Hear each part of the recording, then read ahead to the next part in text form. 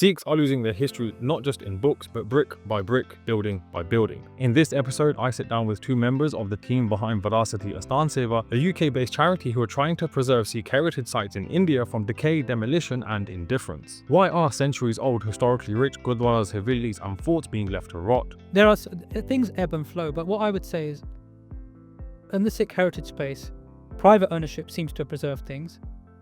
Where things are in Bantik hands or the community's hands, we have seen either neglect or wanton destruction. What does it really take to restore a building that's almost collapsed due to neglect? The way these buildings are built, they're actually constructed using Nanak Shahi bricks and then what they call quick lime mortar on the outside, which is allows water to sort of dissipate, and then mud mortar in the inside, right? It would work like a water-resistant sandwich. The problem is though, if you don't have maintenance or you get a crack, then if there's water seepage, then it starts to get into the middle and then you get bulging. And then that's where you lose roofs and you get wood rot. And how can you, people thousands of miles away, help to preserve Sikh heritage sites? We need contribution. At the moment, we receive about £2,500 in monthly direct debit. We need to raise £250,000 to complete this project. We've already raised about £54,000 in the space of 6 months. So we need the Sangat to back these initiatives. This episode is about memory architecture and conservation. From crumbling walls to community action, we trace the story of how one haveli, tied to one of the greatest Sikh historians Kavi Santokh Singh and the writer of Suraj Prakash, is being brought back to life painstakingly brick by brick. I was looking at a German restoration page, and the city of Dresden during World War II was completely bombed out of existence, and there was a really magnificent church in that city, completely destroyed, really important to the German culture and their national identity. They rebuilt the thing brick by brick because they had archival footage of it and plans. Now we can't do that.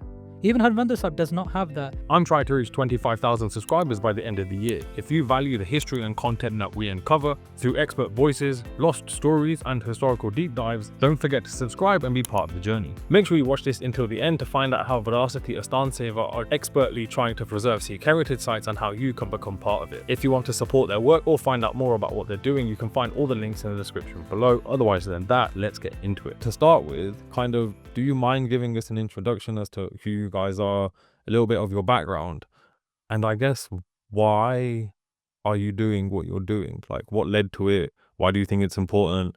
And why do you think people listening should pay attention? Yeah, so to everyone watching, my name is Mandeep Singh. I'm a trustee of Vasti Astan Seva, and I guess my background lies more so within the Sikhi perspective around art. I studied art as well at a college level, but it was more westernized Renaissance level artwork. So I really got, which isn't a bad thing. I really got to study Michelangelo, Rembrandt, and have a view of how the West view art as well. So that it was a lot of theory involved with that. So I got an understanding of exactly how to interpret and view art as well. And then moved on as closer I got to Sikhi, to Indian art, with practicing miniature painting, researching fresco artwork as well, and then which kind of led me to Pothi Seva, which is like the precursor to Virāsatī Asthan Seva.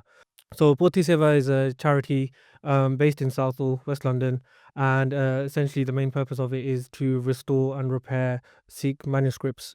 So that varies from Hathlikat to lithograph and to modern printed swarups as well. What are perhaps some of the most interesting things you've come across doing that? So one of the interesting ones was a Pathar Shop swarup. So for Pathar Shop, it translates to lithograph.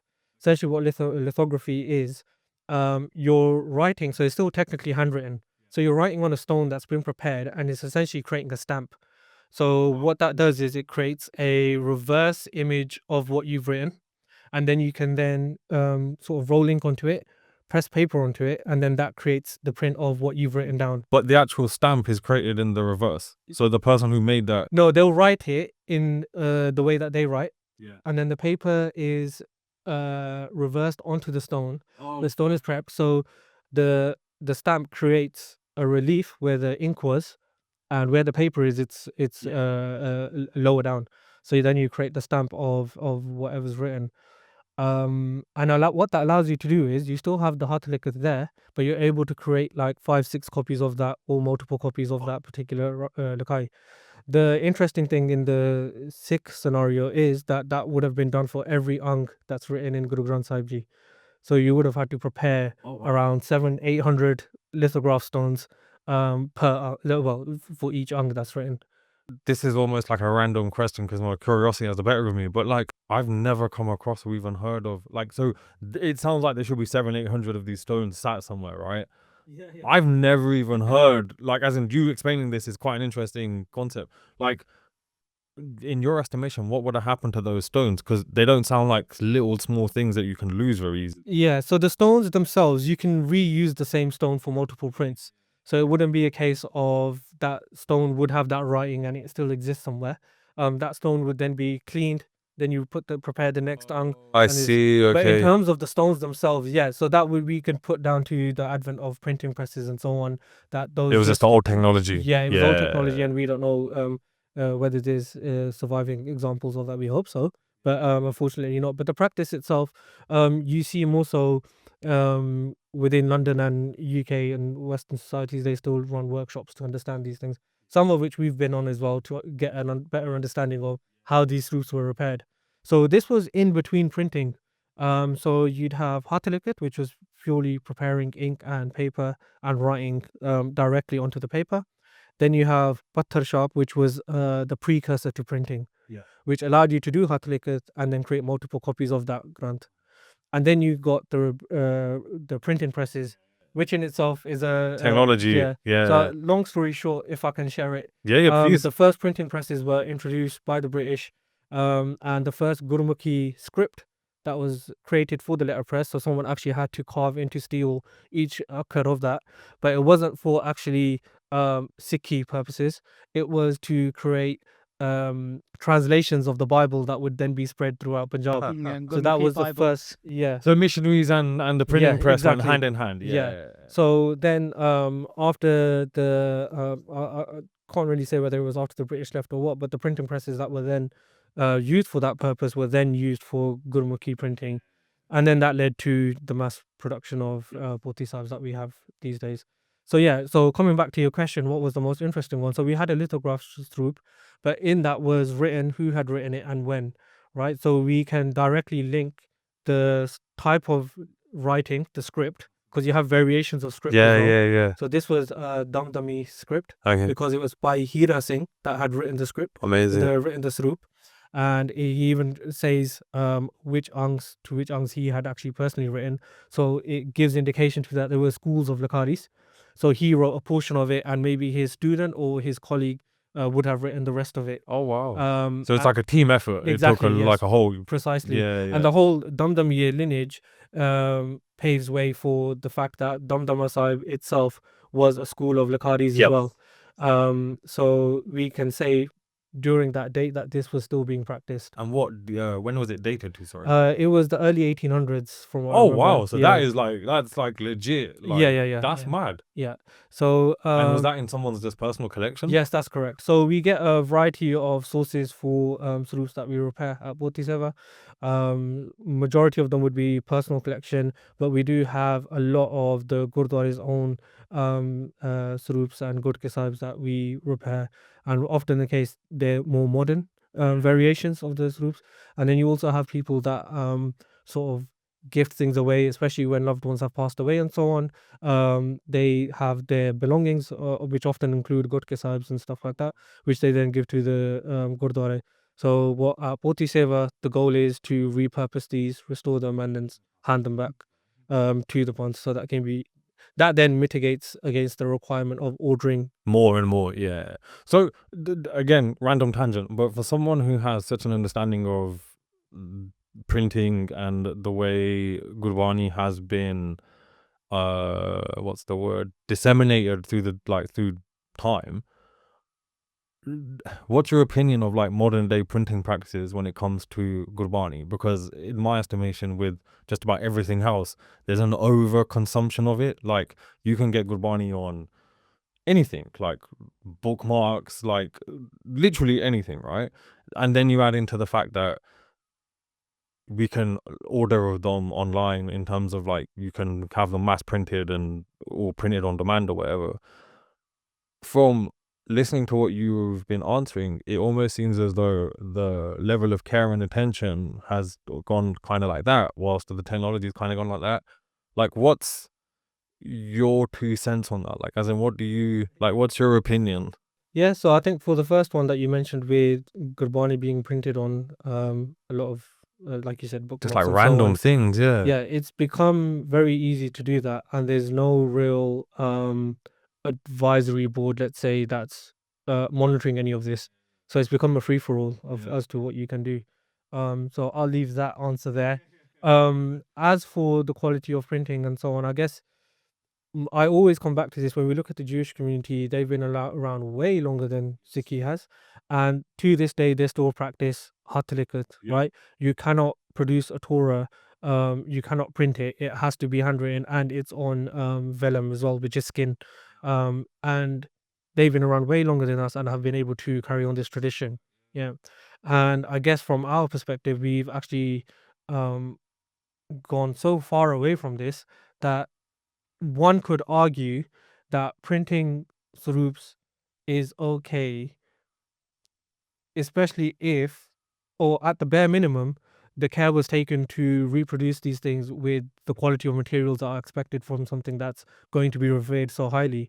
Unfortunately, this isn't the case, which is why you have so many modern swroops that are so easily damaged because they haven't been, the materials aren't used, and the correct materials aren't used. So it's more often than the cheapest materials that you can get.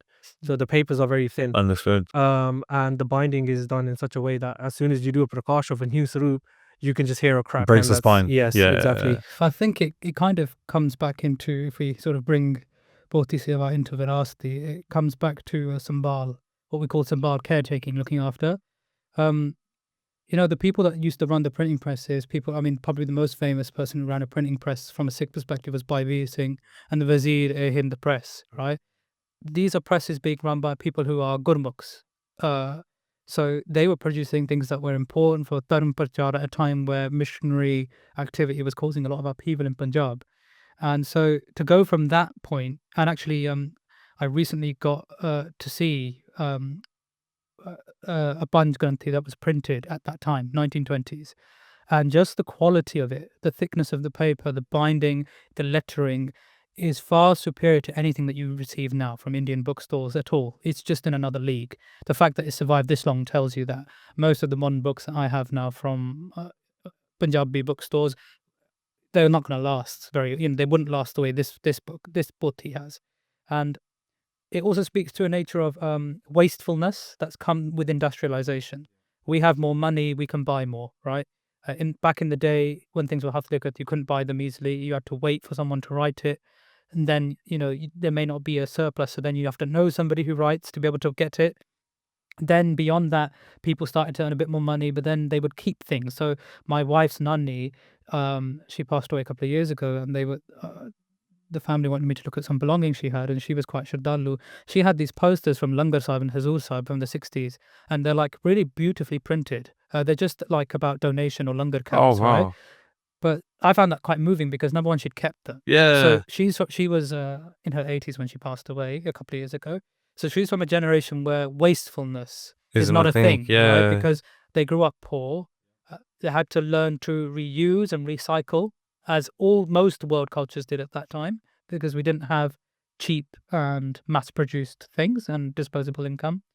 And then there's sentimental value. And then so if we relate that back to Virāsatī Asthan or heritage building preservation, I think that same, I would call it a degradation in approaching manuscript conservation, or just somehow taking care of something, that of perceived value, that has suffered. And I think we see that in response to Virāsatī as well, in terms of heritage buildings. So when we look at like traditions like Bhoti, so Mandeep Singh's background in Bhoti, mine's a bit more in terms of Rag Kirtan, but all of these traditions they're traditions. So you find a teacher, the Guru Shish Parampara, that is indigenous to not just Sikhi but to the wider Indian tradition, that you go and find an Ustad or a Pandit or someone that knows something that comes from a tradition, you go and learn from them. Guru Shish or Ustad Sikh relationship. And the whole premise of Sikhi is based off that at the ultimate level, that for your Brahmatic spiritual level, you have to find a Satguru to teach you and to open that, what they call the Badr Kapat, right? But in terms of, this is almost worldly and spiritual Vidya. House building's worldly, obviously you have to live in it, but it can become spiritual if it's used for spiritual reasons. It's just, everything's nuanced, right? You have to find someone. And so when you enter traditions like that, be it through Bodhi Seva, be it through Santya, be it through Rag Kirtan, you then enter a tradition, and part of that tradition is teaching you about where did you come from, right? So if you look at the, all these, yourself included, but some of the other YouTube channels that are looking at the Prannalis or the lineages of teachers, right? Or even Taksals, Bodhiyan, or anything, right? Or even in some of the manuscripts you've seen, they list lineages. I learned from this person, I learned from this person, I learned from this person. You find this in all the what they call lineages. It gives you a certain level of credibility of where your knowledge has been transmitted from, but it allows you to look back in time and say, this is what they were learning before, and this is my place in that tradition, and I'm cementing my place in that tradition. Then moving forward, how do I push that tradition forward? And I think the problem that we've got in the modern era is too much of not looking back or dismissing what was there before, and sometimes running with assumptions that then sometimes mean we end up in a completely different place compared to where our ancestors were. So, in terms of like building preservation or bodhi preservation, we know that our ancestors did these things with a lot of effort, right? Writing a bodhi, even during the times when Sikhs were being hunted and there was political instability, was still a priority. And the minute the Sikhs got a foothold and some power, they started building. Literally that very minute, right? Where we weren't being beheaded and heads put on spikes, The minute that happened, it was like, we've got some stability now. Build, right. And the biggest explosion of that happens when Ranjit Singh establishes probably the most stable Sikh aspect for that to happen. So, we have to look back in time, and our traditional way of learning is to go and find a teacher. And to be honest, every culture does that. We go to school, you go and learn from a teacher who's qualified, who's learned from other teachers, transmitting a body of knowledge that is verified by the wider collective. Yeah. And in this era of fake news, that's to be valued. Oh, hell Yes, yeah. I think we can sort of discuss this further on, but the point I'm going to make is that us living in the West, we have, in my opinion, a greater appreciation of history because we're surrounded by it. Whereas in Punjab, it's not so visible because of obvious reasons that a lot of the history has been deteriorated. We have a vision of how history can be looked after. Yeah. Like even where we're filming this podcast now, just around the corner is a church that was when I was reading the plaque, it said the oldest part was built in 1270.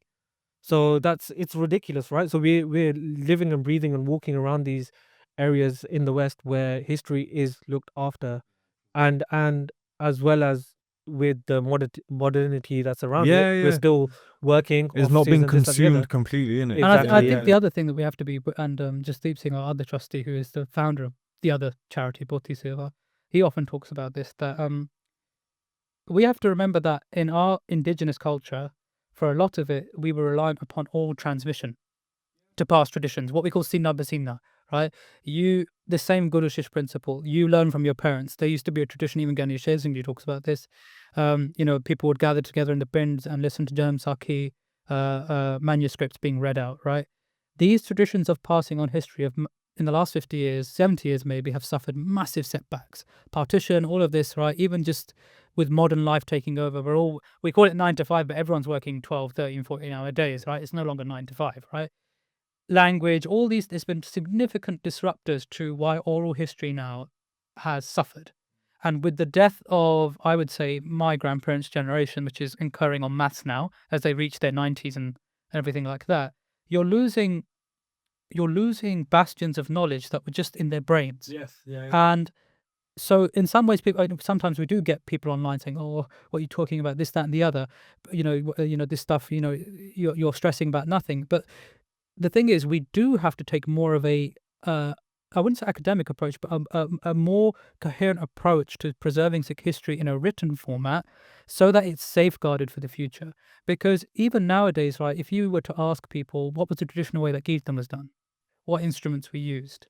What rags were sung? what Taza sung, I would I hope wager. no one's shouting and saying harmonium at the Well, screen right now, well, this right? is the thing, right? I mean, Yeah. even at Harmandir Sahib now, it might shock you that there is a rule there at the moment that you can't. The traditional jewelry that used to be played, not the tabla, used to have atta put on it, not ink, right? You can't put that atta in Harmandir Sahib now because there's a rule saying it makes too much mess.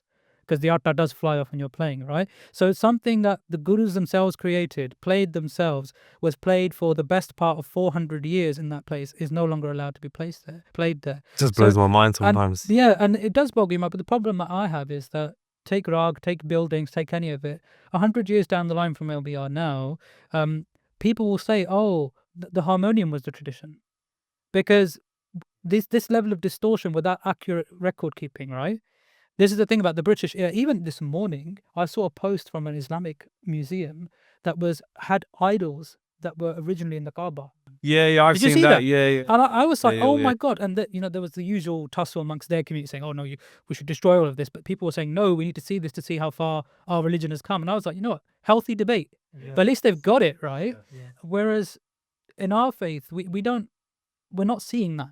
And we need to see it. And I think with Virāsatī, I mean, if I just summarize what it is, because I realize we've talked about other things. So what is Virāsatī? Virāsatī Asthan Seva this is a charity that we set up here in the UK, primarily focused on saving Sikh heritage buildings. And the reason for that, we can get into more detail now. But if we think about it, and Jasdeep Singh likes to talk about this as well in this manner, we talk about Bodhis, talk about Shastra, talk about Kirtan, but all of these things need a place to happen, right? They don't happen in the like ether, outside in right? park. Yeah. They need a place for it to happen. That place is the Astan or the Dharamsala or the Gurdwara, whatever word you want to use, but in common parlance, it's the Astan. So we started thinking, Tika, if Bodhi Seva's doing its job there, there are people who like Manbir Singh from Australia looking at Rag, and there are revivals. But what's going on about the place where these things happen? And how do these places relate to Gurmat and translate people's Shraddha and aspects of, how does Sikh philosophy translate into physical spaces? And we sort of thought, well, actually, that's not happening. And coupled with sort of the background of Mandeep Singh in art and Jasdeep Singh in Bodhi Seva and our other trustee, Jeevanpal Singh in Gatha and Santya tradition, all these things sort of then lended itself to us suddenly saying, okay, look, we need to do something here. Because the more we were going back, and I know a lot of people like to say, sometimes there's a bit of animosity between the diaspora and people who are living in India. But the truth of it is, right, we go there, we only know about the common sites, okay? I can't spend 3 years living there trying to find, obscure sites. And actually, to be fair, one of the benefits of Virāsatī has been that as we've become public, we have had people message us to say, oh, by the way, in my brain, there's this. It might be in a derelict state, but in fact, one of the places, and we'll tell you about our India trip in March about it in a bit more detail. We literally got off the plane. This was March. What day did we go? 15th. 16th we landed. We went straight from, after standing in the immigration queue for an hour and a half, right? We were dead. Our flight was delayed 3 hours. Yeah, so we got there 3 hours later than we expected. Did you fly in India? Yes, we did. But we went. There's your problem. But we wanted a direct flight. Because we both got young kids, we were like, we've only got this much chutti from our wives and our kids. We can't be doing this 8-hour chakkar from Delhi to Amritsar. We need to be straight. So we took the direct flight, but lo and behold, it got delayed 3 hours, and then we got stuck in the immigration queue for an hour. And so we were both a bit dead, but we were like, the only way we're going to see this, and it's Karam Singh China's Baradari. He was a Sikh missile chief and one of the first people to conquer that Majha area before Ranjit Singh. And his residence, which is almost a fort type thing, is in the middle. It's really beautiful. I'll send you the images to put in here. It's in the middle of these fields, and his sort of descendant family and the family that owns the building, they were some of the first people to message our Instagram page back in April last year to say, we've got this thing, and it's in fairly good nick considering. I mean, obviously it's weather time, but we went straight from the airport to that 20-minute drive. We were no food, no nothing. Didn't even brush our teeth, did we? I mean, I feel sorry for that scene because we were recording, but we just went straight there and we filmed it, and we're going to put out some content on that. So yes, there are. It's not like the picture is so bleak. It is in some respects, but who knows about that Baradari apart from this family, right? It's sitting in a field that the local Brendawali know about, but that's just one thing. If we're talking about the greater perspective of, take it to the highest people in our faith, the gurus, right? What buildings can you find the gurus? Not much, right? Come down a level, post, Guru period, Baba Banda Singh, missile period, not much, right? And then you're suddenly left with Sikh Raj period stuff, and then it just dwindles and dwindles, right? And so, yeah, fine, people can say to us, yeah, there is stuff, but we can talk about what's the nature of the things that have been preserved versus what hasn't been preserved, and then suddenly you start to see a dichotomy of what has and hasn't. So two things, and I'm going to ask you a second question, which I think is going to put you guys on the spot. So I apologize in advance. But I think going back to your point about like how Western culture respects or preserves history better. I remember, and I'm sure you guys have seen it as well. It's been all over social media, not recently, a while back. And it's like it'll be like a ruins of a cathedral or something. And if you view it through a particular like board they have up, it shows you how it would appear when it was built. And there are really clever, like interesting things that you could do. And it's just quite shocking that that's not even a thing out in places where there is such a rich history. Yeah. Do you know why though? And this is so somebody actually sent us a question about this regarding our first project, Haveli Kavi Santokh Singh, and he was saying, have you got any blueprints to look at? And I was like, no, because the tradition of making blueprints of buildings is not native to India. So actually, some of the only things, so you know, in this country, if you want to find the architectural floor plans for Westminster Abbey, you can find them. Yes. If you want to find them for St. Paul's Cathedral, you can find them for monasteries 1,000 years old, because that was their working practice. That was their way, So yeah. there's nothing right or wrong about it. But yes, if you've got something that I was looking at Instagram. You know, it's Galjog, but it's also really useful. I was looking at a German restoration page, and the city of Dresden during World War II was completely bombed out of existence, and there was a really magnificent church in that city, completely destroyed. Really important to the German culture and their national identity. They rebuilt the thing brick by brick because they had archival footage of it and plans. Now we can't do that. Even Harmandir Sahib does not have that. The only sort of architectural plans that we have across the Indian subcontinent generally are the ones that the British made when they first came, right? So the British company school of painting and architectural drawing. Now there's just been the V&A exhibition on the Mughals, right? You will find drawings of the marble work of Taj Mahal or the architectural plans, right? And they've got that. Those same things were not done for Sri Harmandir Sahib, right? Sikh architecture wasn't really valued by the wider Indic population, nor was it particularly valued by the British. They felt that, you know, the Sikhs were a small part of history, right? The blink of an eye compared to this Indic history that's been going on for generations, and all the other sort of, you know, if you've got Jaipur, Rajasthan, southern India, they had other things that they wanted to, and the Mughal architecture, to their mind's eye, was more magnificent. The only building that really received any attention was Sri Harmandir Sahib, and that purely was because of its central position as a Sikh Vatican type, and also the gilded copperwork, which Mandeep Singh can talk more to, was, they write this in the Journal of Indian Art, the British do, that the most advanced copper beaded gold gilded work seen in India was done by the Sikhs at that time. Somehow we managed to master it to a level that took us to the upper echelons of that particular art form, and that's why it received attention, right? But so when you look at this idea of, oh, well, can we do 3D exhibitions about what was there? We can only work with the records, and unfortunately the records are quite sparse. Well, I'm talking about records. I remember reading it the other day. I can't remember what it was talking about. It was talking about records of like Maharaj Ranjit Singh's period, and it was like some certain archive, and basically the whole thing is burnt to the ground. And like reading it, I'm like, oh, like you can feel the pain, because you're like, imagine the amount of information that would have been in there. Now, there's loads of things that I want to ask you just off the base of what we were talking about. The number one is, I think from listening to both of you is, and like same with Vasti Seva, same with Virāsatī, is that you guys seem to be saying we are having to take action to do the roles that our community actually did naturally 100 or however many years ago, right? Which then makes me pose the question, what's happened to our established gurdwaras and other institutions that you would argue should be doing this work? And how, or like, and I know that's, the way you answer that can be quite political or apolitical, and hence why, I mean, it's put you on the spot a little bit. But Do you mean Gurdwara in the West?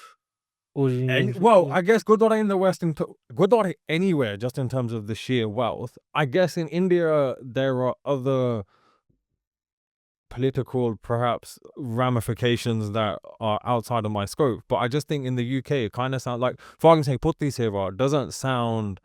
So imagine if a Gurdwara was like, you know what, this is a great idea. We're actually going to send we're going to pay 5 students, and they can go do a BA in history or art or whatever it is. And then whoever gets the best out of that will send him or her to go do a master's, and they can then lead a workshop or a PhD. And then when they're done, they can come and lead this organization or whatever. Whereas actually it's like you were fortunate to go do an art course, you have that interest, you guys were fortunate to know one, like, as in it was very much like from the ground up. Whereas it kind of seems that actually, if, like you were saying, the Jewish community have only been able to keep their traditions the way they are because their institutions help maintain that. So I'll So- try and answer that, but I'm gonna circle back just regarding the blueprints because it will feed into my answer regarding this as well. So in Indian architecture, I'll this will have to be a vague point that I'm making because I don't know enough information about it. But when you're creating havelis and asthans, regardless, even if it's a house, you know, we have the sort of the what's it? How do you say, the conception or the how do you, feng shui? What is it? It's the idea of feng shui, right? There are things that need to be in a certain position here.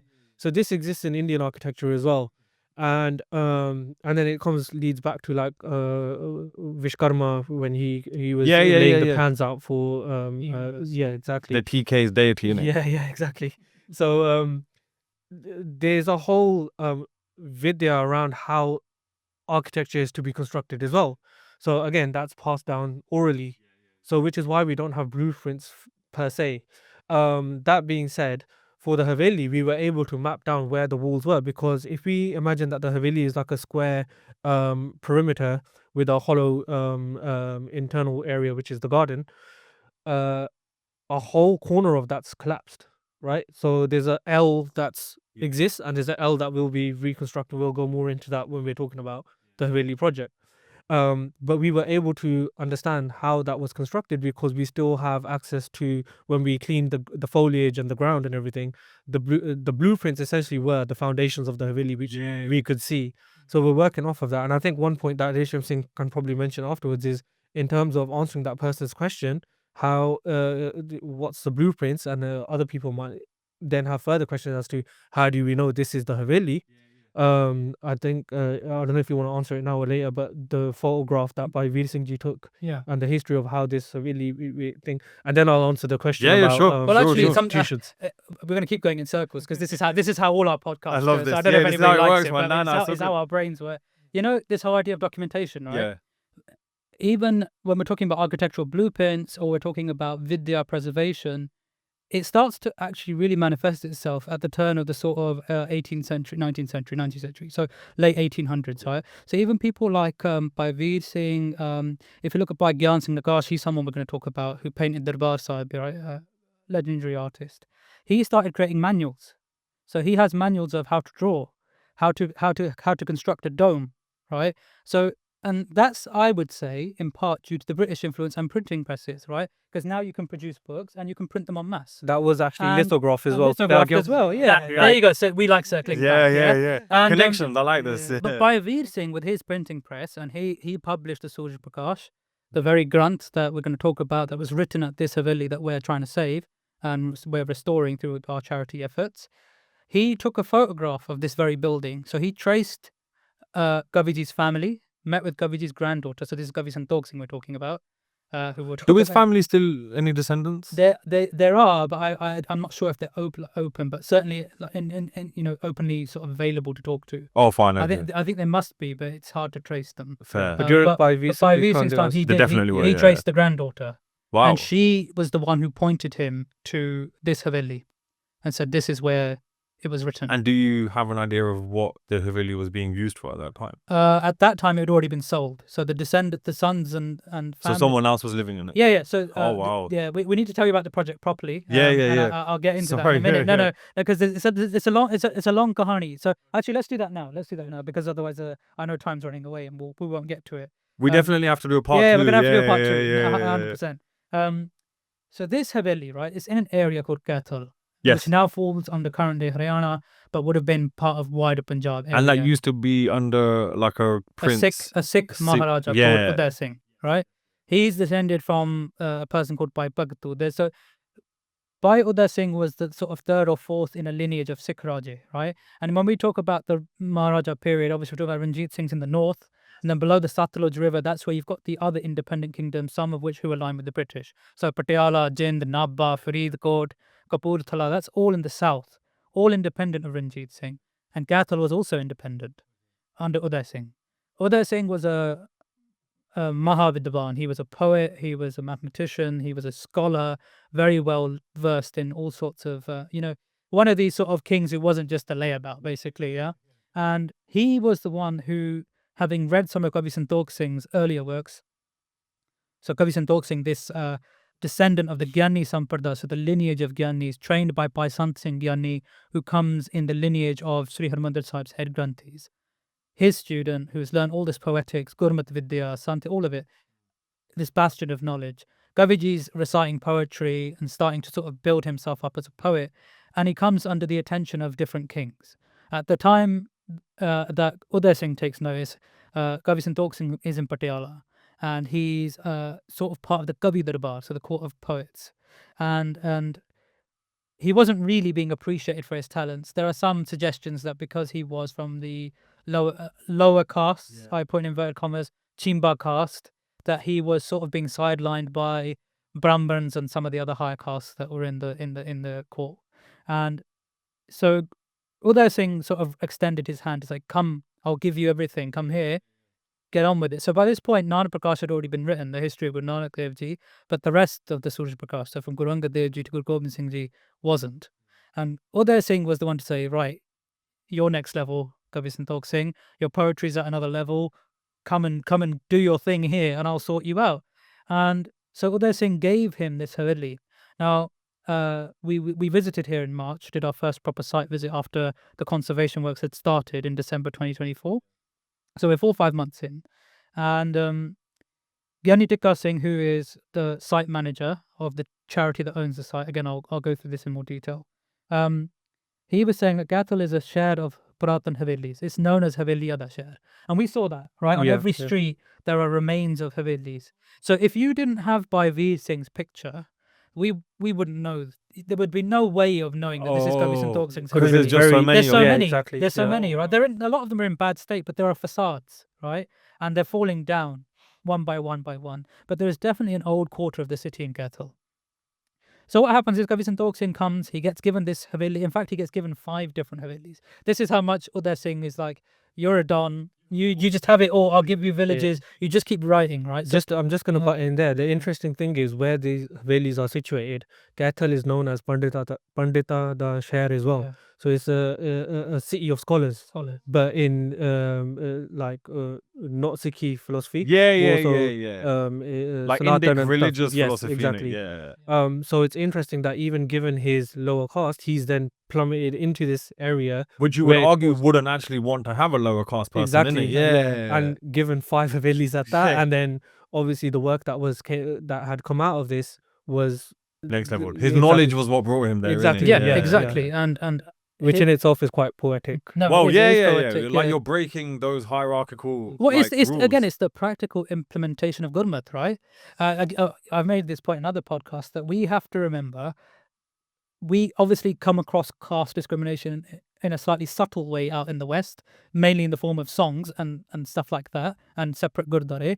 But we're talking about a time where people were, we still see it in some of the backward villages across India, people being beaten up for using wells if they're lower caste, even being killed or this, that and the other. Not to say it happens across the board, but it does. And at that time, it was very prevalent, right? And so we're talking about Guru Nanak Dev Ji's legacy of caste eradication. and uplifting the downtrodden being manifested. And Kavi Santokh Singh really is a perfect example of that, coming to the highest levels of being a Vidwan. And you've done podcasts with Jawala. You know that, like, even in the Guru's times, there was like pundits coming to Guru Sahib Ji and doing, having hankar. Your Sikhs don't know anything. They can't do katha of the Guru Puran. And then Maharaj just basically just doing their biz, saying that, this is a continuation of that legacy, right? So Kavi Santokh Singh comes here, and for 10 years, he spends creating this poetry. The largest single volume of any poetic work in the Sikh world, right? 50 to 60,000 verses. And again, that same documentation process that we started our conversation with, Kavi Santokh Singh is probably the predecessor of that movement, because he went around, he collected the stories, he collected the already scant written materials, got the oral stories and put it all together in one place, without which today we would not have access to half the history that we know without his efforts. And even more so with the partition, the loss of all the sites on that side, the loss of this Sina Basina oral tradition, preserving stories. I'm sure there's still a lot of Gupt history that's happened, that's disappeared, because I'm sure Kaviji didn't get to it all, right? It was one lifetime. But what he did do, we are all the beneficiaries of today. And if Gurmat Prachar is happening or Sikh Itihas is being told, pretty much it can all be related to this Granth that was recited in this Haveli. An interesting point on that is when you go to Gurdwara in Punjab, a lot of the Gurdwara that you'll see will have like a yellow board, yellowish, I'm going to say, a board that gives you the history of what the Gurdwara is, the history of the Gurdwara that's there. That history, where does it come from? It comes from Guru Pratap Suraj Granth.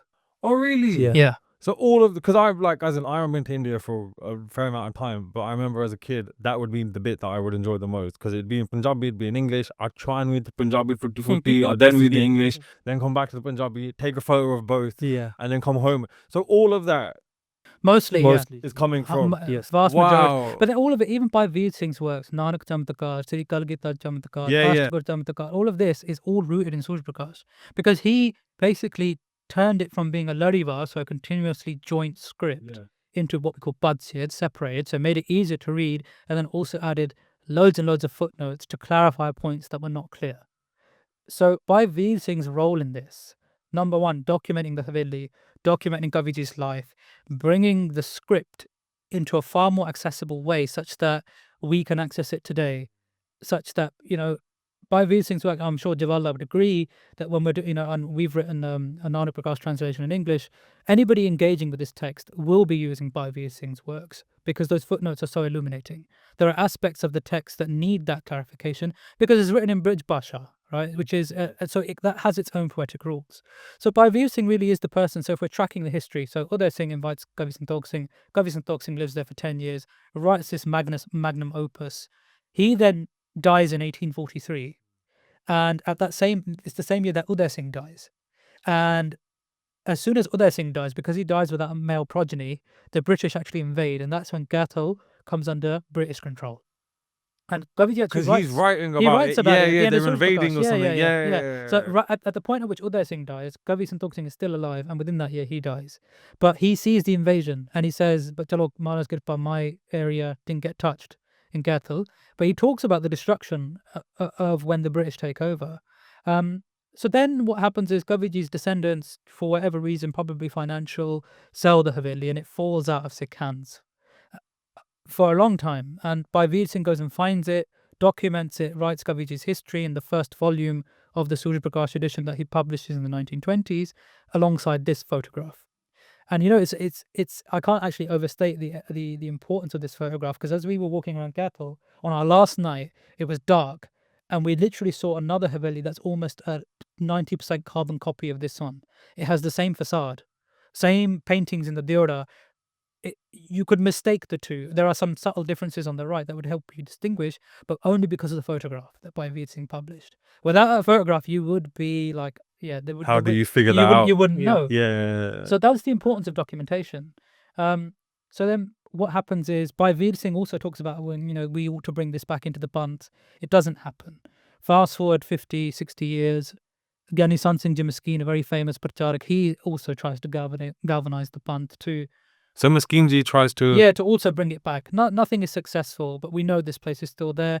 People are squatting in it. There's like 5 or 6 families living in it. And At the time, Maskin is trying to. yeah, as the modern era progresses. Wow. And these families are living there. They're modifying the haveli, adding concrete rooms with toilets on the veranda. And if you go on our website and some of the videos we've produced, you can see some of the modern things that they did to it because they're living there. So it's natural, right? That's what they're going to do. Fast forward to 2020.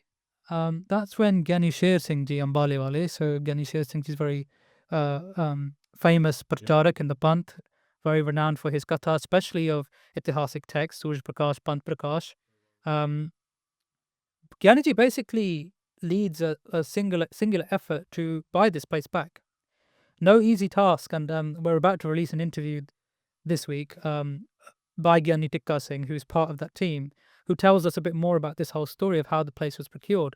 But the long and short of it is they had to negotiate with the families there. And I think the families there were also very amenable to it, mostly because the place is falling apart. Like, fine. you know, Because I thought you were going to say they figured out that well, there they was really want this. there was and an they element of that. Played hardball. There was an element of that. And there's a really interesting story in Gyani Tikka Singh's interview where he talks about a guy called Vipin Agarwal who was born in this haveli, whose family lived here. He actually came to visit the haveli about 6 months ago. And he was saying something about how his nanni, so this Vipin Agarwal, said that this is Sikhanda Jaga, and one day the Sikhs will come back and get it. And that Pavikat Bachchan from his nanni has come true.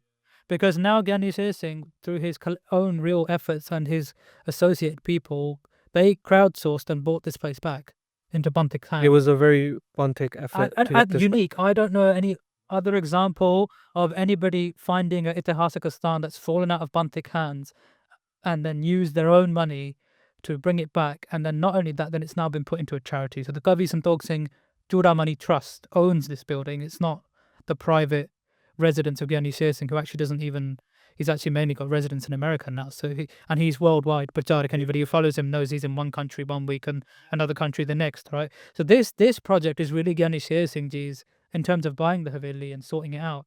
It's his pure passion, which has manifested. So that leads me on to, sorry, I'm giving a long answer, but I think I need to give you the history behind it in the time that we've got. So Gyani Sher Singh, he sorts this all out, all these disparate things, brings it together, gets the money together, sorts this thing out within a matter of 6 months.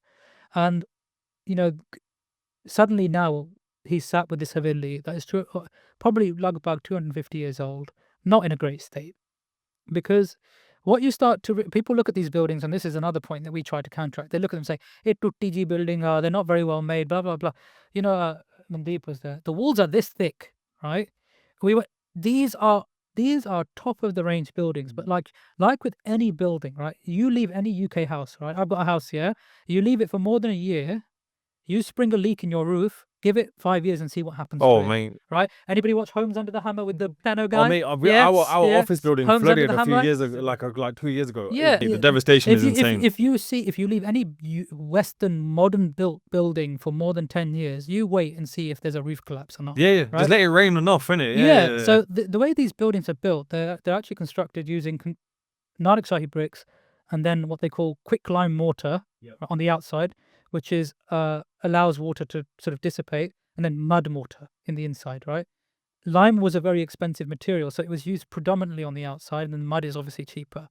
But it would work like a water-resistant sandwich. The problem is, though, if you don't have maintenance or you get a crack, then if there's water seepage, then it starts to get into the middle, and then you get bulging. And then that's where you lose roofs, and you get wood rot. Yeah, but if you're living in the place, and so what's the? I think I'll let Mandeep tell you about his experiences on our trip. But in the time that we were visiting this haveli, we went to Kila Mubarak, which is the royal residence of the Patiala royal family. You can describe how phenomenal it was in terms of the. Yeah, it was amazing. So it's a palace that's surrounded by a fortress, right? Or it's built. The palace is built within the fortress. It's just immense. It's like I can't describe it. It's like a scene from Lord of the Rings or something. Like when they get to the gates of the It's like Helm's Deep. Yeah, exactly. That's it. Helm's Deep. And you're just there and you're in awe because the ceilings are just so high. The walls are so high, but it's not like they're just straight walls. they're intricate. They're you can see like The craftsmanship that's gone into it. it's immense. Yeah. It's all But it's inspiring. also been maintained. This is the Yes, point. that's This is the correct. point. Yes. So like even from the ground. So Mandeep's right. You've got like a central bit, and in the very middle is sort of the residence, the palace, and then the outside is this big fort-like structure, right? But even within the forts, there are like these garrisons at the top, and even you couldn't go into it; it's all bund, right?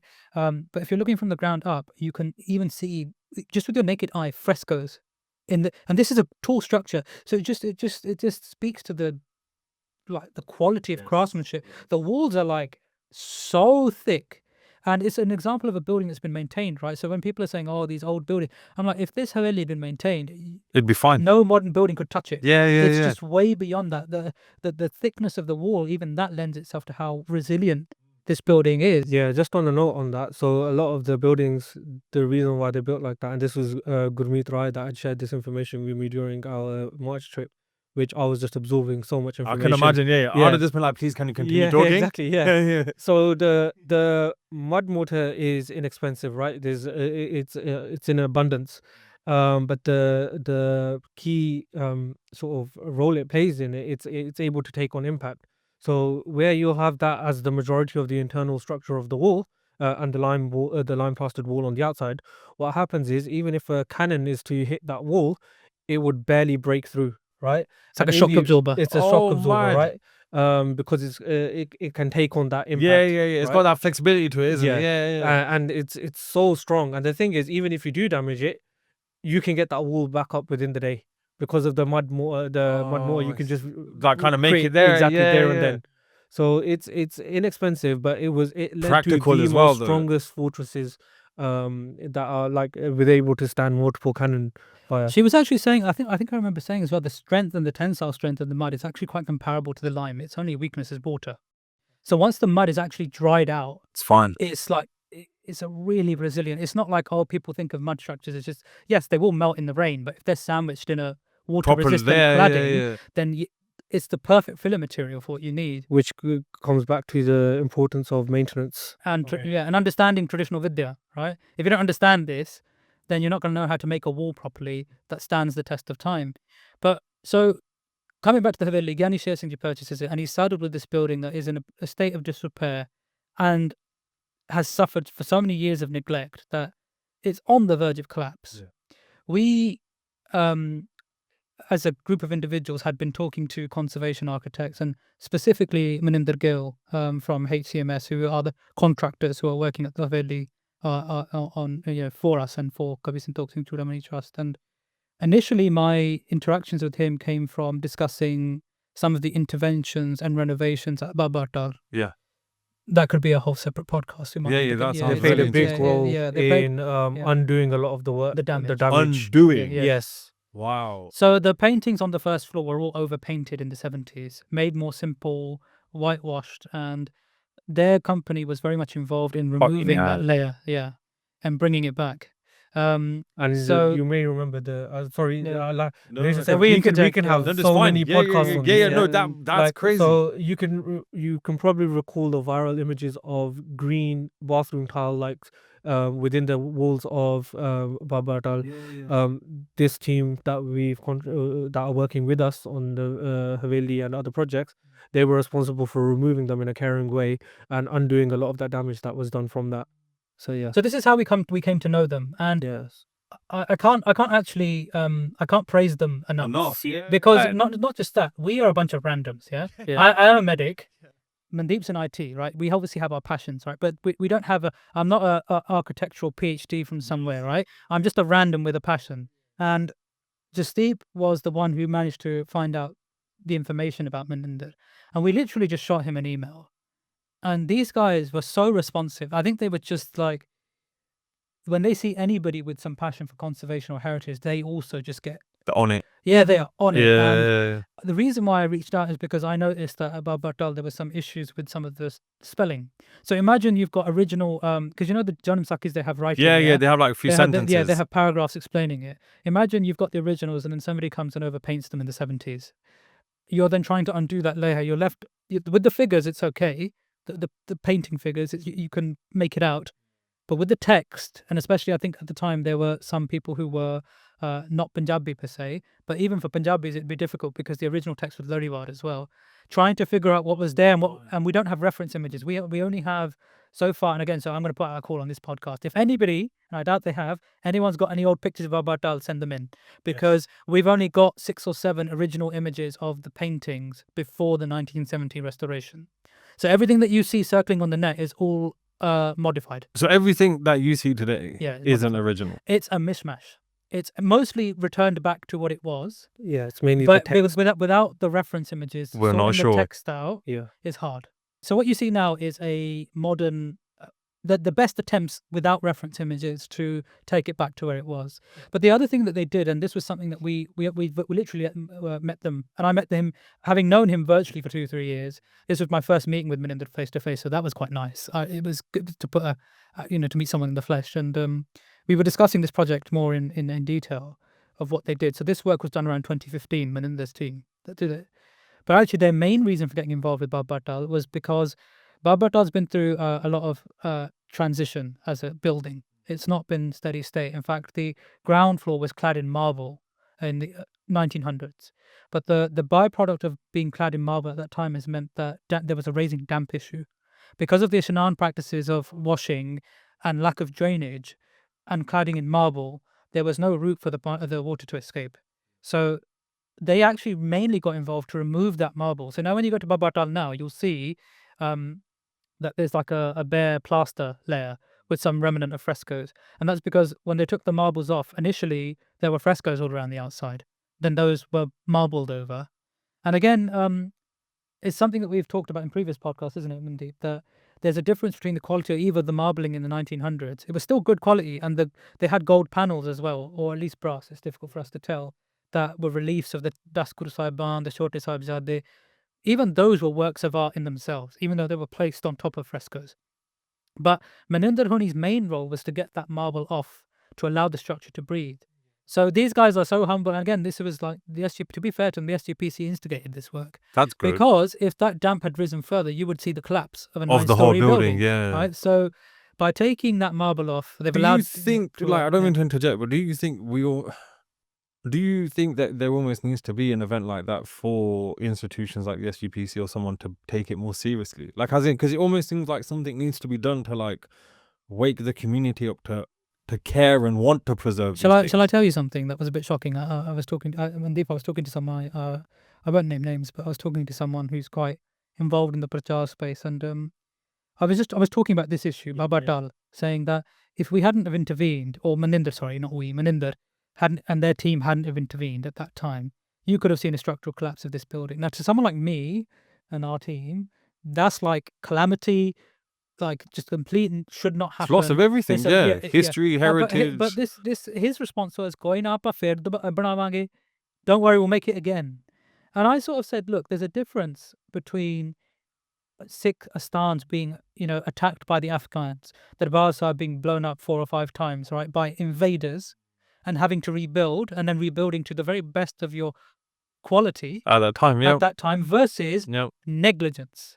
And what we're talking about is negligence. And I think there is no place in Sikh practice for negligence, because Gurmat is all about dhyan and sahajavastha and correct methods of working, and you can extrapolate that to every aspect of your life. If we're talking about Kirt Karoma, it says that you have to earn honestly, and by Laloji Saki comes with the bread and the roti, then it's also about learning how to do your job properly and doing it to the best of your ability also. Right? So by neglecting the stance, I would say that as Sikhs, we're not holding our duty up.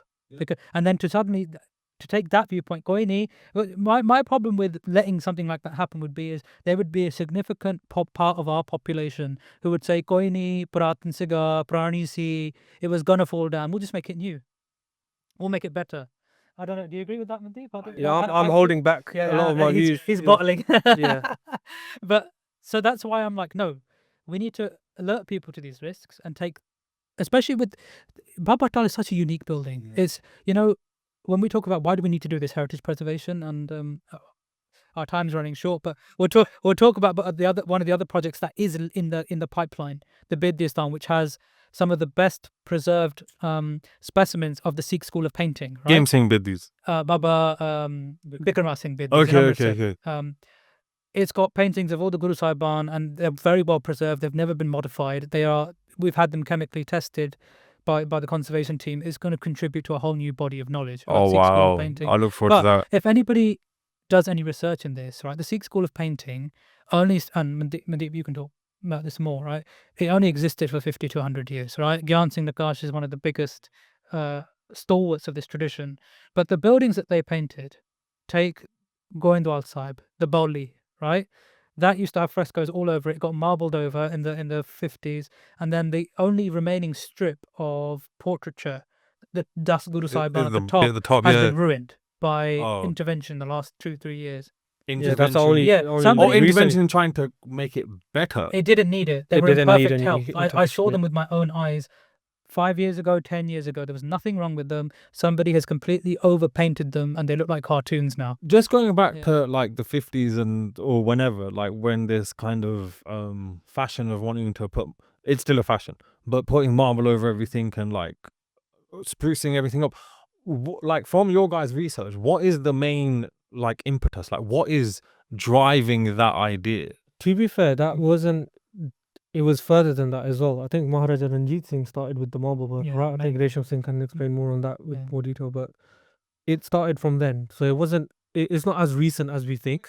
So it was actually Maharaja Ranjit Singh that marbled some asthans, was it? Yeah. So the marbling really started with Harmandir Sahib, and then beyond that, Taran and even Baba Atal was not marbled by Ranjit Singh. And when you say marbling, you're meaning like the marbling of the Parkarma and stuff and the like walls. that. You know, the walls, the walls of Harmandir Sahib are marble, aren't they? With gemstone inlay. But that's, I guess, to reinforce the structure, right? Or it was to beautify. So I mean, Harmandir Sahib was covered in floral frescoes before it was covered in marble and gold plating. So it was actually a painted. It was a painted structure. So if you want to look at it, but what would the floor have been made out of? The floor would have been brick.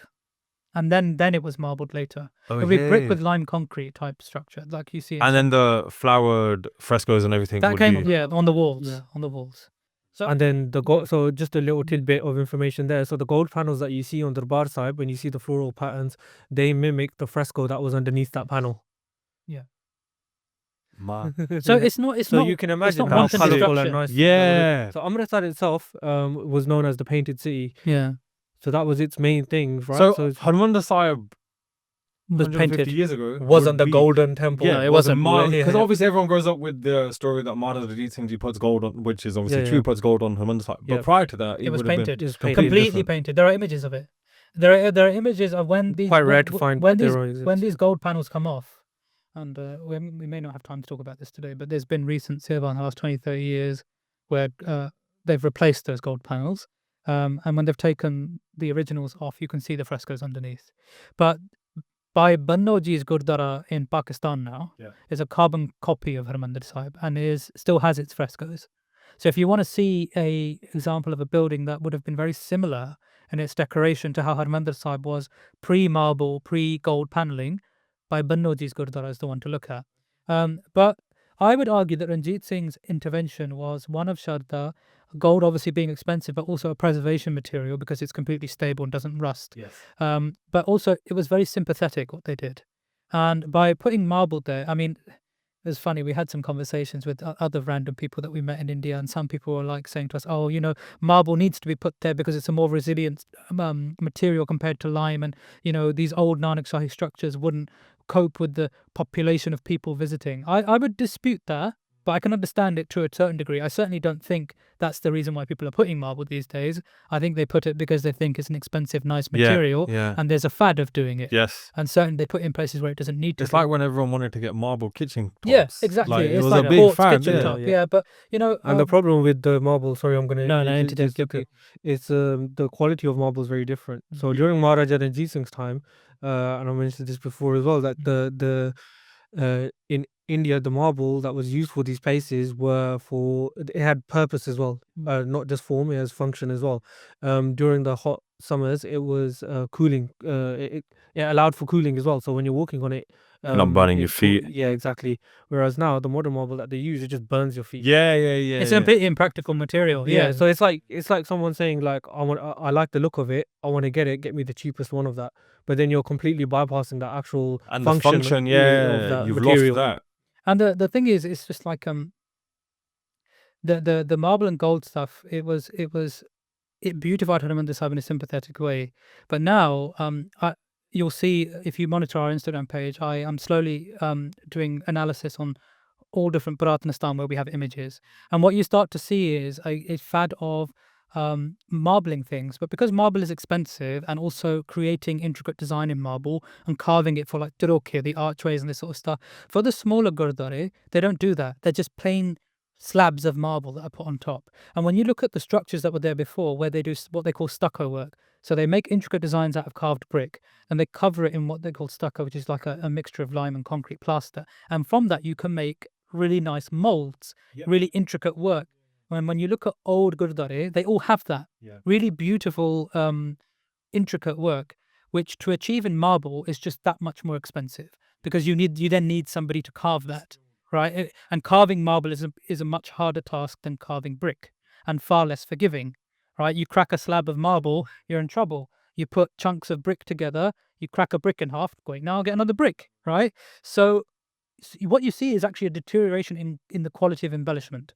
So you've got a slab of marble, which in and of itself might be an expensive slab of marble, but in terms of its emotion, in terms of its embellishment and its ability to make the building look nice, it's actually lacking in comparison to the slightly cheaper material, but that lends itself to being a far more expressive medium for artisans. So I think because our first Pramukhastan Harmandir Sahib was beautified in this way, it then led to this fad of, well, let's beautify everything this way. But one thing I would like to stress, and then I'll go back to the Haveli, is we've just been on this trip to India. We were actually with the Basics of Sikhis guys. They were following Guru Tegh Bahadur Ji's Shahidi journey. So we went to a lot of Gurdwara that we would not have ordinarily gone to, across Haryana, Delhi, following Guruji's journey of leaving Punjab and coming towards Delhi to be arrested and then going for Shahidi. And across our journey, we came across. Mandeep, you can talk about the trees and the asthans.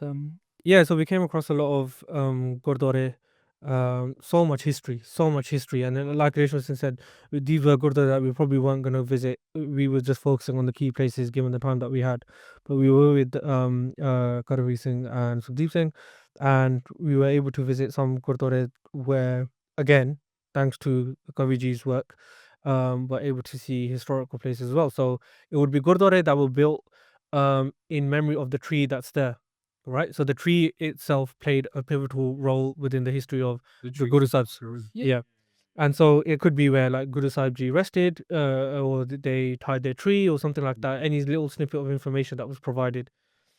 What we came across the majority of the places were we saw that either the tree was damaged because the Gurdwara had to be the space increased, so the perimeter of it was increased to allow for more sangat, which made no sense, because when we went to these gurdwara, they were empty, right? They were vacant, right? So it made no sense to increase the size of the gurdwara, right? And then in other cases, the tree itself was completely chopped down and integrated into the internal of the gurdwara. So you were just left with a nishani or a branch or something, or the trunk, to say that this gurdwara existed here. This tree once sat here, yeah. Which goes against the whole reason. So you've got a tree that's the gurdwara was made in memory of that tree, and then you cut down the tree, the very reason that the gurdwara was made there. Yeah. It just doesn't make any sense. And eventually, like, that building will at some point, if it's not maintained, deteriorate. Whereas that tree, if you just leave it, exactly, will be there forever. But the tree is our connection to Guru Sahib, right? Yeah. When you go to Harmandir Sahib and you go and sit under Dukha Panjani Bedi or Lachi Bed, or you go and sit at Sat Tirath, right? Because the tree is still there, you do get this spot. Is where they sat. These are the Tarniya, these are the branches that provided shade to my Guru. And it's the same, that's the same thing that I feel you're saying when you talk about Asthans, which is the reason they're important. And I get the whole philosophical idea of it's all Maya and it's illusion and technically it doesn't matter, which is fine. But people like to use that argument, very like narrowly. Narrowly, yes, I Whereas agree. actually, that building also housed like one of the great, like the Haveli, Kavi Santokh Singh. It housed one of the greatest minds Yes. the Sikhs have Yeah. ever produced in terms of. I just think, right, we always talk about, in Sikh, we talk about vibration and Naam and Barni and Pravar, right? How many verses of praise of the Guru has this building witnessed? These very walls. How much ustat of the Guru? Anybody who's read Suraj Prakash, listen to his katha, you can't, Kaviji can't help himself. Every 6 verses, there's some ustat of Maharaj. That's his shraddha. And I'm just like, this, if you want to talk about Naam Kamai and presence and vibration of a place, I'm just like, sitting under, I mean, it's not a problem that's immune to us on our side of the border either. When Kartarpur is opened up in Pakistan, Kartarpur is that place where Guru Nanak Dev Ji sort of retired after the Udasis and was farming. And I would have much preferred in the future, if I ever get to visit, to stroll the fields, the gurdwaras there. Instead, the whole thing is Just marbled for hundreds of meters. So but there is a massive Gurban though, like miles and at the front, which yeah, apparently I signifies something, right? I don't know what it signifies, Yeah. but it's just another point for, so with Baba Atal, like that was made, like it started off with I think it was 1 story, 2 story, and they were built later. So when we're talking about people saying, oh, we'll just let it knock down, we'll just build another one, what you're diminishing is the history of that place, who built it, who visited it, right? All these key figures in our history. And let's be frank, that was one of the best vantage point during the 80s as well, right? Because of its height and its viewpoint. So you're diminishing that history as well. To say that we're going to remake it, it just goes, I can't fathom the idea of that. It does. I don't think it makes sense to anyone who has any iota of care for like history, heritage, understanding. Because as you were saying, like, or just even the practicalities. You take Baba Dal Bunga out, maybe the 80s pan out completely differently. Like, and there's all sorts like the Ramgarhi Bunge. Yeah. Oh, interesting fact with that. So the contractors that we're working on are actually working on restoring Ramgarhi Bunga as well. So they're proven, right? And they actually care about the work that they're doing as well. And very competent. So it's like, with so going back to Maninder Gill, so we had these conversations about Baba Atal, and then when we saw Gyani Sher Singh Ji purchase this site, and we were like, okay, we had heard on the grapevine that Gyani Ji was looking to restore the place, but things weren't moving, couldn't find the right people. This isn't a building that an ordinary builder or anybody else can approach. It needs structural engineers, it needs conservation architects, it needs expert laborers and craftsmen who know how to deal with a delicate building, because this thing is wanting to fall down now. So Gyaniji knew that, and again, I pay my salutations to Gyaniji's Durdrishti to not only find the site, but also then engage the right people. And so it became, why did this become our first project? It's because, everything happens for a reason. Hukum is there. And I just think all the jigsaw pieces came together at the right time. We're an unproven entity. I'd like to think we're much more proven now, 6 months, a year down the line, and everybody who's monitoring our Instagram can see, even you can see these reports and that we've been sitting in front of us, the quality and the depth of the work that has gone into this place. But by connecting Gyaniji with Maninder and Gurmeet Rai, who is a UNESCO awarded conservation architect and the lead of this project, we were able to bring together these disparate worlds. For a long time, the sort of Western trained conservation architects have been working all across India on other sites, backed by government or other private heritage charities. And then we've got our traditional Sikh space, right? And what Gyani Sher Singh Ji has done has brought that traditional Sikh space together. And what I really love about this project is that it takes the best of both worlds. It takes modern standard of knowledge, so structural engineering, architecture, but it marries it with traditional techniques and knowledge. Bricklaying, lime juna, the woodwork, everything is using traditional knowledge, and then harnessing the best of both worlds to restore this building to a state where it's actually safe, livable, usable. And so, yes, Gyaniji came on board.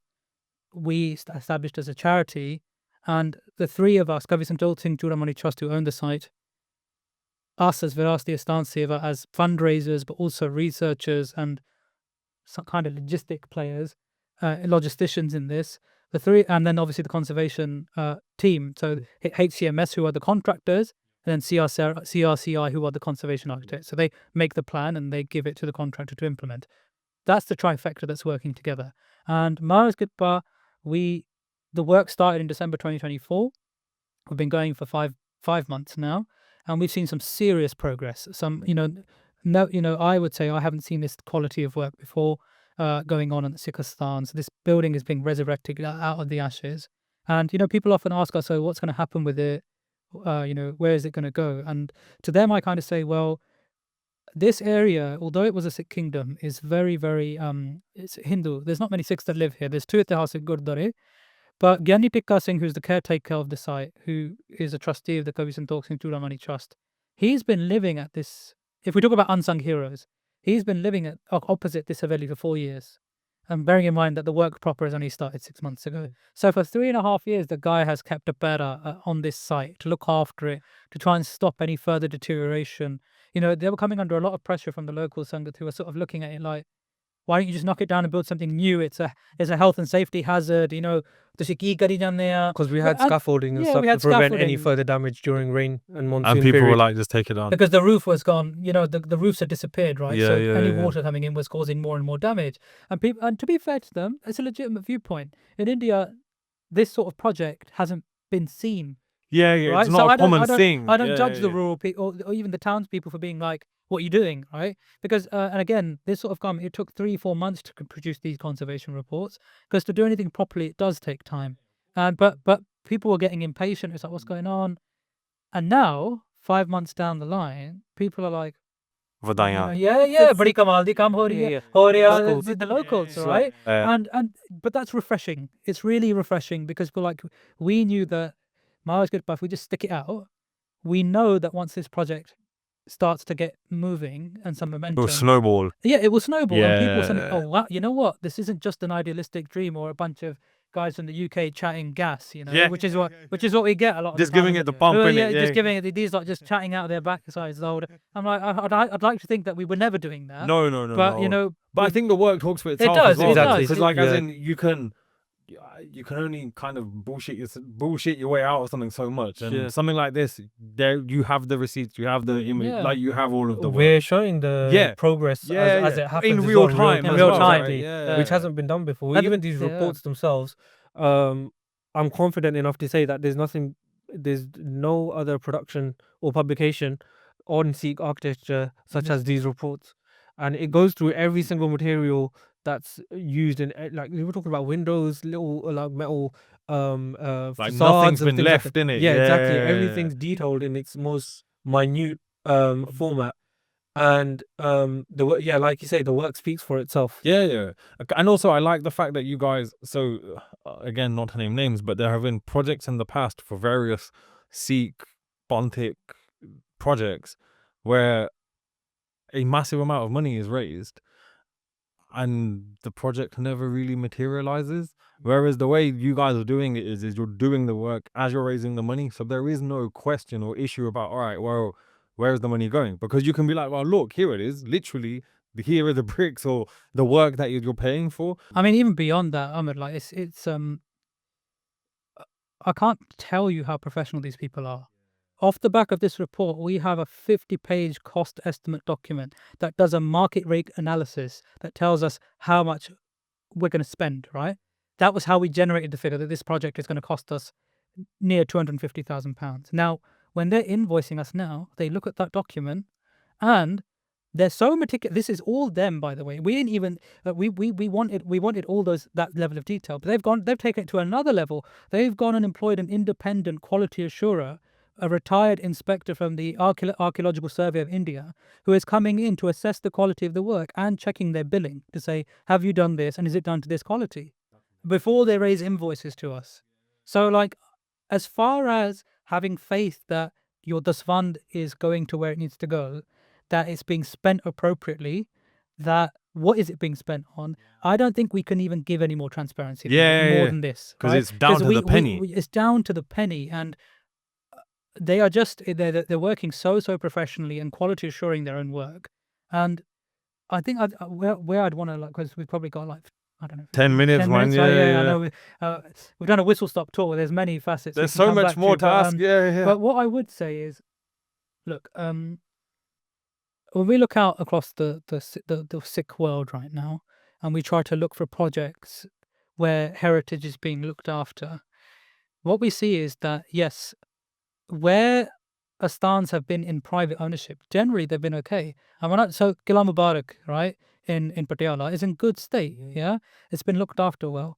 But what has happened there is, I don't know if you're aware, a 5-star luxury hotel chain has taken over a wing. They're called the Ranbas. Now they've done nice work. Do you know how much it costs to stay there per night? It'd be at least a few £1,000. Oh, it's not as much as that, but it's £500 a night. Mad. But that's more than most UK. To Yeah. be fair, that's the starting price. That's the starting price. Yeah, Yeah. sorry, so it probably isn't So, that. yeah, that's the bare. So But that our price is Yeah. 90% So of when So people. it's never gonna. yeah. It's very rarely gonna be used. It's and not utilised. actually locals who are going to No. be staying there, No, innit? no, no. Yeah. so once again, heritage is becoming the purview of the elite, Yes. and for me, that is again the antithesis of Gurmat, right? So why should it be that? Number one, this is a fort, a Sikh palace. It's being repurposed into a hotel with all the activities that I go just on. like the fact that you in a call it a Sikh hotel. palace because obviously Patiala and I like the whole debate that Yeah. was happening recently. But Yeah. yes, carry on. Yeah, I mean, I'm not a black and white person. No, neither am Yeah, I. so And the- I I just won't, I think- won't go into that. No, debate, yeah. I'm not about to. But I just think it's interesting how quickly people are to take someone's. Throw the baby out with the bathwater. Yeah, but to also, I find it really, obviously because we are Sikh and I can only talk of our community, but I find it really weird, more so now that I've gotten a bit older, how quick people are sometimes to be like, you're not a Sikh, and they remove that, and I'm like, I understand where it comes from because everyone has like a measuring stick of Sikhiness or whatever, right? But that action itself doesn't quite make put it sense. this way. I mean, my jawab to that is, who were the people that constructed Fatehgarh? Yeah, I was just gonna say. Moti Bagh, Yep. right? It was the Yep. Patiala royal family. Yeah, yeah. Who's got Guru Gobind Singh Ji's Char Aina? Yep. Them.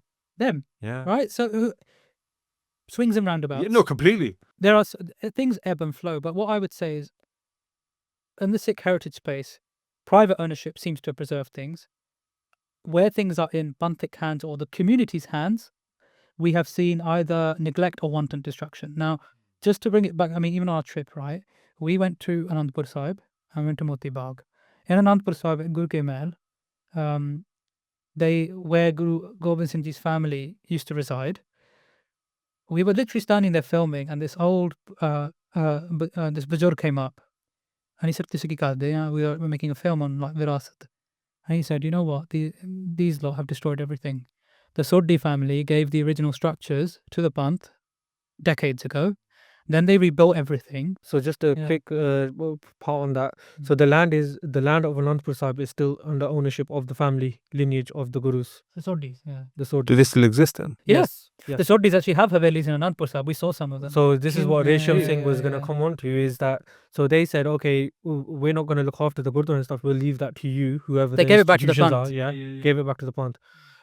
But they still have private ownership of their havelis and so You know, on. in Baikanting Nabaz Mohan Kosh, there's Yeah. a map of Anandpur Sahib. all of the how different is what is there today to that it's map? completely So different. yeah, so Completely there different. were 5 forts in Anandpur Yeah, Sahib yeah, yeah. that have been now, that are non-existent. So Resham Singh will come on to this basically. So the point is that the land of Anandpur Sahib is still under the ownership of the family. They gave the ownership of the sthans to the institutions. The institutions then decided to remodel everything, destroy it, and build new. Yet which Resham Singh is going to come on to now, the things that are still there of the Guru's times are in private ownership of the family themselves. Yeah, so the Sodhis, so if Sodhis, and I'm being arbitrary, if the Sodhis gave 90% to us, their 10% is still well preserved because they don't knock their own structures down. The 90% that was given to the Panth is obliterated. So that original 90% is completely different. It's been but, modified, changed, altered. Yeah, but the big issue is this. So we were standing there. He said, "Look, where the Gurdwara is now, so Gur Ke Mahal." He said the Prakash Astan of the Chote Sahibzade is just outside this Gurdwara. There used to be a nishani of that in the olden times. When they rebuilt it, that nishani was gone. So now, when the Sangat come here, there's no marker that says Prakash Astan of the Chote Sahibzade. And it's just like at Harmandir Sahib. If you talk to people, because the Parkarma Harmandir Sahib that was widened when they knocked all the bunge down, the actual Shahidi spot of Baba Deep Singh, It's been moved. yeah.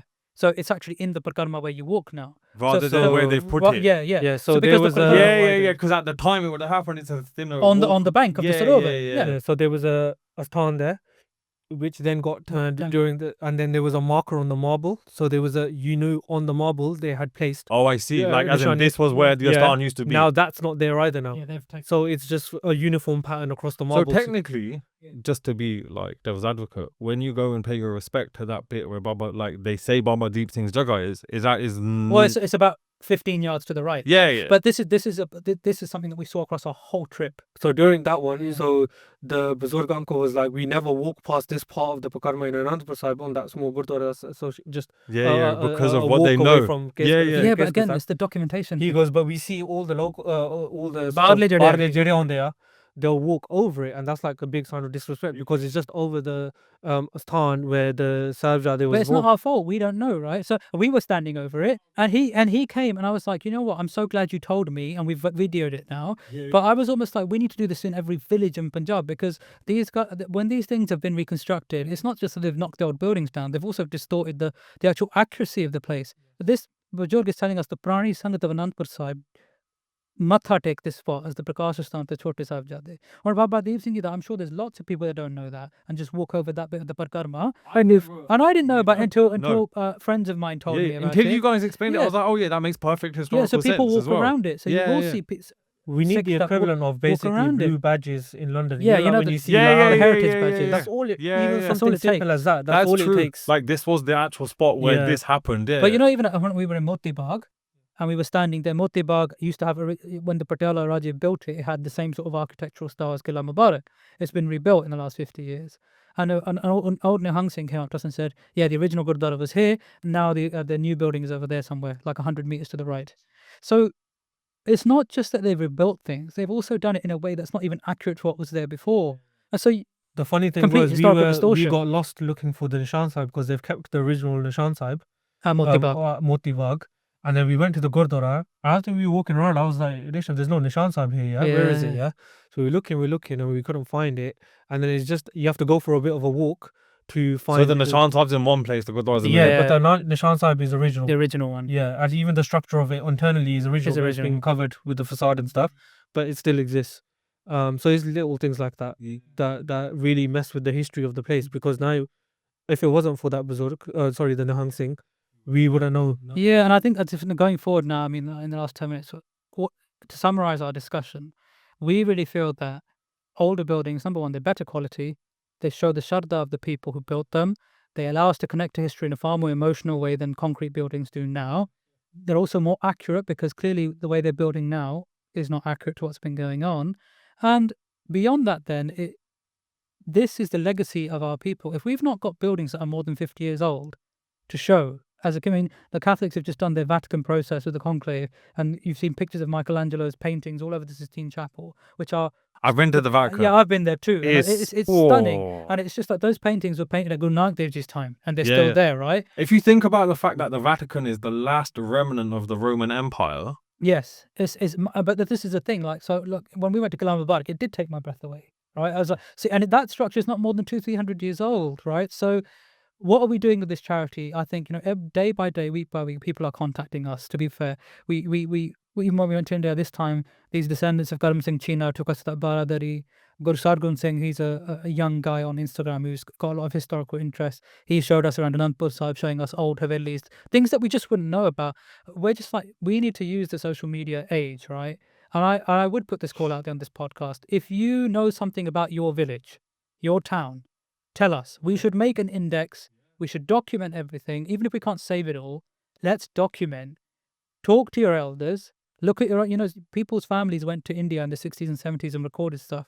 If you've got old film camera images of Goindwal or Babatal or anything, let's make a repository now that we can use for our conservation efforts going forward. And let's build, right? And I have seen these building blocks. We are giving patronage to modern artists. We've commissioned artists to do new paintings. Simran Kaur, a carpenter called Arjun Singh, right? So this is not just about, okay, let's put some bricks together. This is a movement. So in order to help us get to our goal, we are raising money. So I will do a quick plug if that's No, all no, right. please, so- and obviously all the links will be in the Yeah, description. so and we're all a that. UK-based charity. We need contribution. Yep. At the moment, we receive about £2,500 in monthly direct debit, and then we get one-off donations. So our usual intake is about between 3 and 4k a month. Yeah. We need to raise £250,000 to complete this project. We've already raised about £54,000 in the space of 6 months. So we need the Sangat to back these initiatives.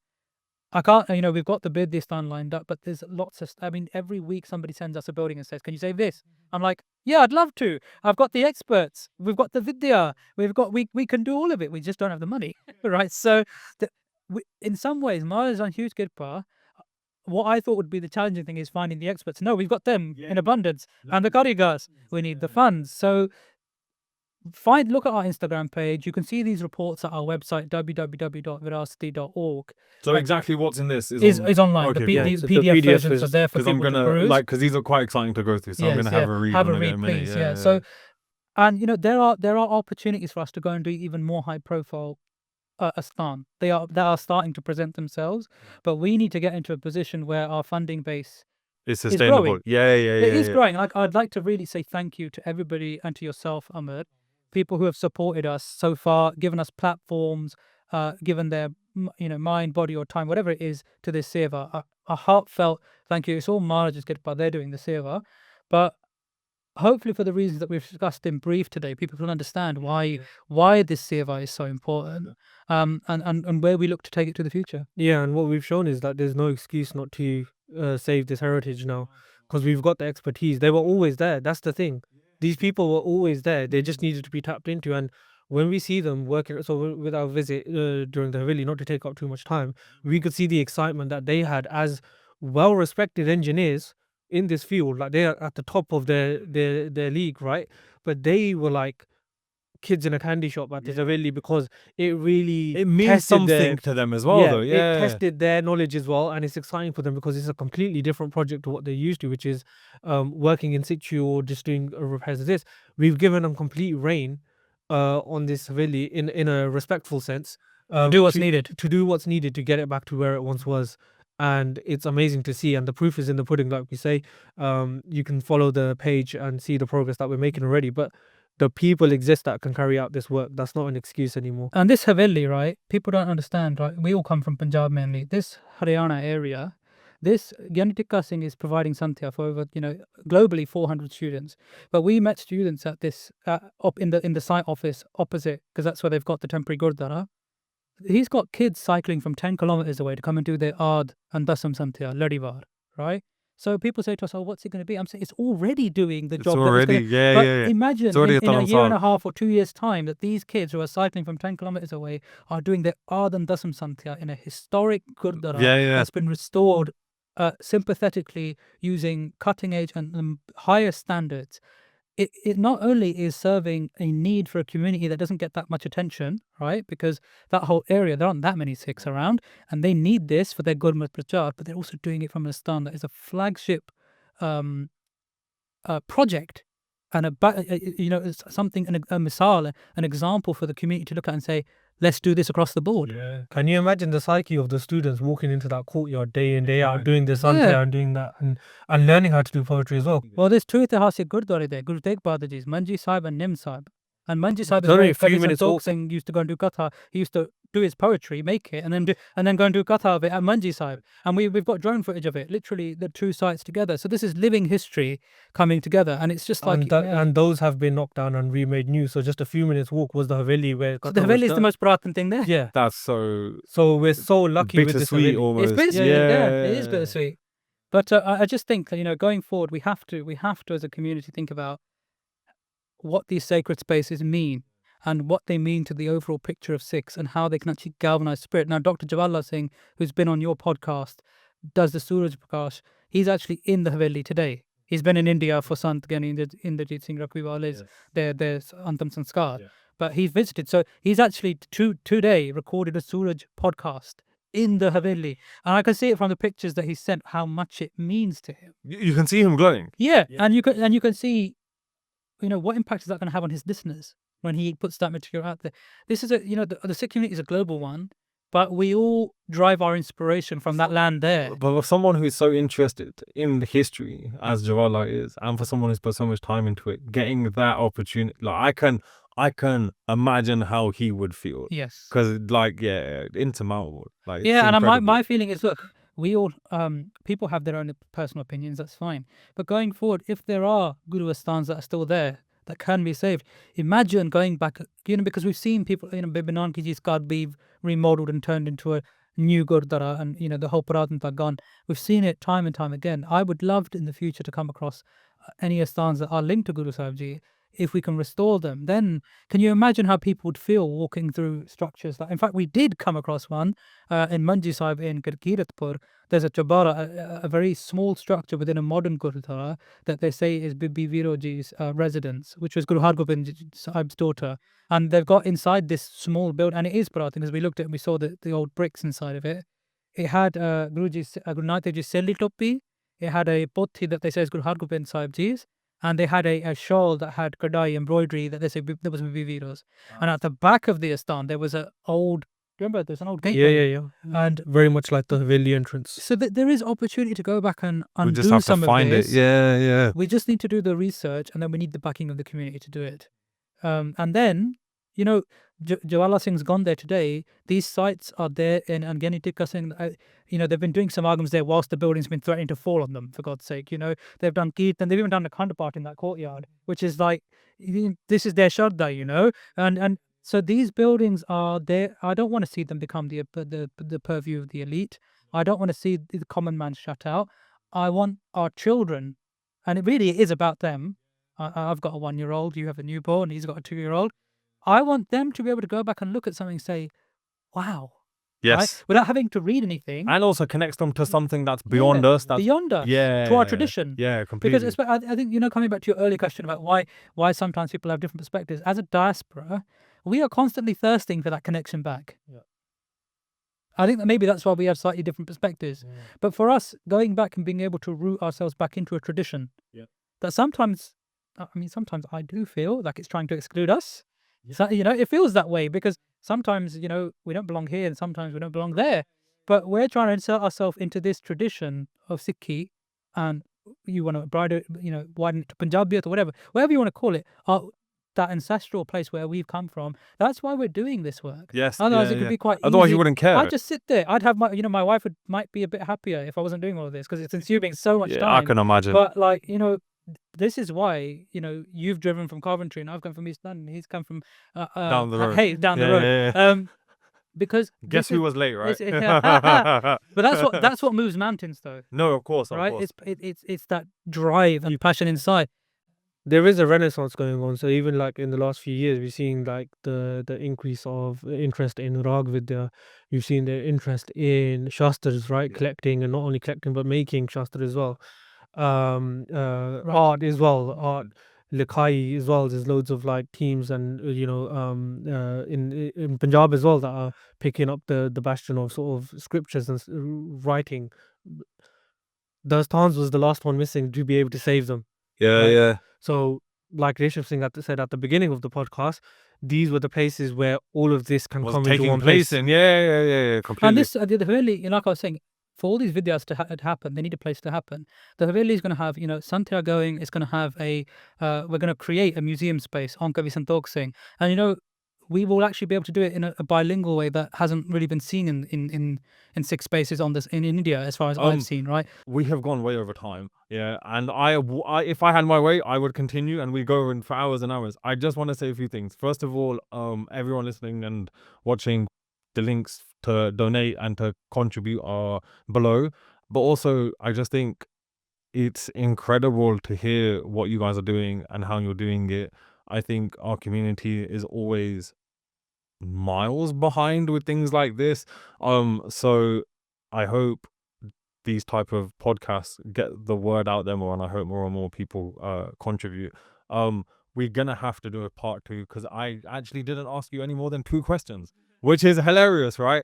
And yeah, I just there's so much running around in my head that I want to ask you guys, but unfortunately time doesn't allow. So I just want to say thank you very much. And we will definitely have to do a part 2, 3, 4, or As however many as long you this want, goes yeah. on. Yeah. Hopefully we get that many more projects. We'll do Yeah. one for each one. Yeah, you know, No, thank definitely. you for giving us the platform. It's actually No, been no. quite fun talking about Yeah, it this has because been, this yeah. is we're talking fresh off of our trip to India Yeah, as well. yeah. So which we didn't even get to delve into, but we'll No, leave that exactly. point. See what I mean? See how much there is to talk about. yeah.